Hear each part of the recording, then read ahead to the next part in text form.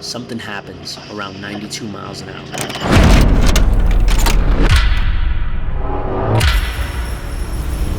The rowdy pipes, they drown out all the sound.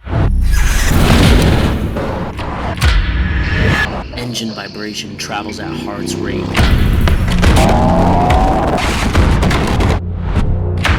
And field of vision funnels into the immediate. And suddenly, you're not just on the road, you're in it, a part of it.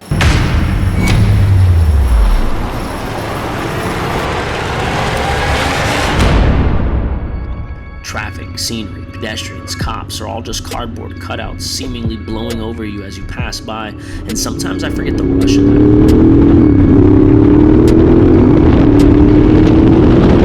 That's why I love these rides.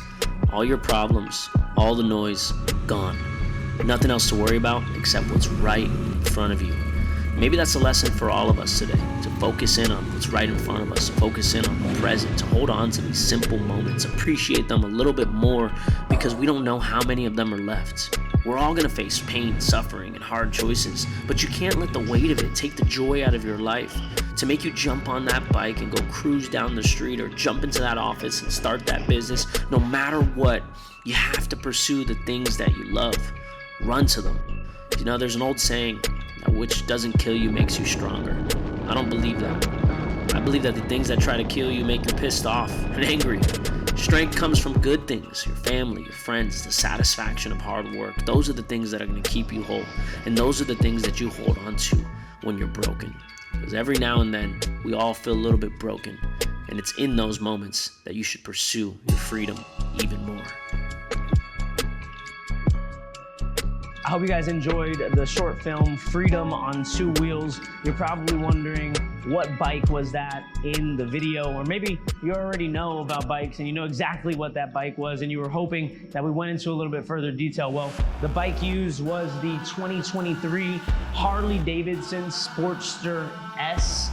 This is one of their newest additions to their lineup. You have that liquid-cooled Harley-Davidson motor that I know my air-cooled Harleys, you guys are not the biggest fan of because of the sound, but don't worry, we solved that with the Rowdy Exhaust. Stock exhaust was pretty terrible.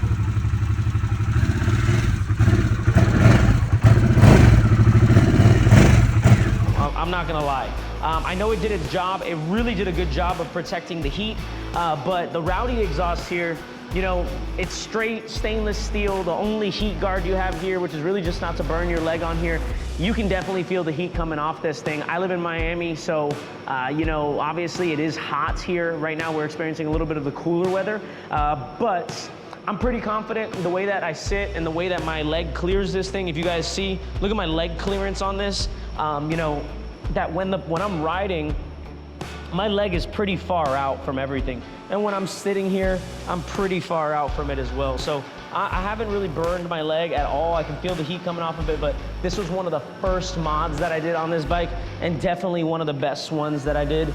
The Rowdy exhaust, equal length piping, this really cool kind of turn. I absolutely love it, and the customer service over at Rowdy is incredible. Shout out to my boy Hamilton, thank you for that. But outside of the exhaust, this bike is incredible. This is really my first street bike, and you know, everyone told me, don't get a bike in the city, it's gonna be super dangerous. I'll tell you what, it's probably the best decision I've ever made. You know, as long as you know and you're riding like other people are out there to kill you, because they're zombies on phones, right? As we've seen in all the other videos. As long as you know that and you're super aware, this will cut your, you know, commute time in half and make those really mundane traffic commutes really enjoyable. But let's go over the mod list. All right, first and foremost, we removed those really clunky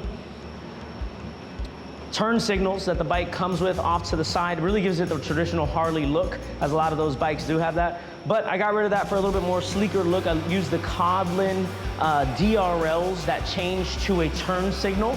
As you guys can see, the amber changes on this. We have the big oval LED light. I think this makes it look super badass. I went ahead and tried to protect the engine as much as possible. Being that I'm in a city and I'm doing a lot of low speed maneuvers, I wanted something, but I didn't really like the crash guards that were on the market for this bike. I came across this company, Saddle Racing. Saddle Racing went ahead and makes a frame slider, okay? So this is a super low friction frame slider. In the event I was able to lay the bike down at speed or low speed, this is gonna protect a lot of these expensive engine parts from being hit. Yeah, this will probably be hit and this will be hit first, but that's okay. These are cheap in comparison to the radiator and the engine block and everything else like this. I thought this was a really cool kind of addition. And then I also got the front axle sliders. The front axle sliders, they also offer some protection right on that front axle. If we come around to the side, you guys are gonna notice that I flipped my mirrors. In order to do this, you had to remove the left one, put on the right one underneath. I did go ahead and add, if you guys come around the back, I went ahead and added these passenger foot pegs. My wife is riding with me, so the pillion, you know, sissy bar with that aftermarket lights. You guys are gonna notice that, you know, the stock has this really big arm that extends from here, puts the license plate and the brake light in the back of the wheel. I didn't really like the way that looked, so I opted for a vertical mount license plate, and we tucked that LED rear brake light right behind. I think it really gives it a sexy look. Kind of looks like a Porsche light, to be honest, in my opinion. And I matched that with the brake free, so that when I'm stopping, I'm really visible out here in the city, right? This is the tank rack, just a little bit of extra storage. And we also changed the foot pegs to the Wild Ones foot pegs. And that's about it. Kemimoto foam mount up here. I got the Kemimoto mount for that and the extender for the kickstand, because in the city, you don't know where you have to park. Honestly, overall, beast of a bike. You guys are gonna see us running it around in multiple videos. And if you like this, you got some value and this helped your decision to go buy a Harley-Davidson Sportster S, no, it has not shut off on me above 100 miles per hour. And I think it's an overall great bike. At 150 pounds, about 5'6", this is a perfect bike for me. I'm super comfortable, forward fit controls. I'm not moving them to mids. We're sticking with this thing. But check it out, Harley-Davidson Sportster S 2023.